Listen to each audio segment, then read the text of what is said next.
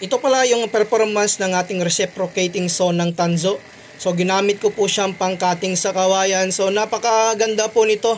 Pag meron kayong ganito, mapapadali lamang yung trabaho po niyo. Kagaya po dito, may ginawa po ako dito sa kawayan. So kailangan ko mag-cutting kasi pag manual yung ginamit ko dito, talaga pong masakit yung kamay ko dito sa paggamit. So mabuti lang meron akong ganitong klaseng power tools ng Tanzo. Pag pang-cutting din sa kahoy, makikita po ninyo makapal na po yan yung kahoy, pero talaga pong laking tulong pag meron kayong ganitong klaseng reciprocating saw.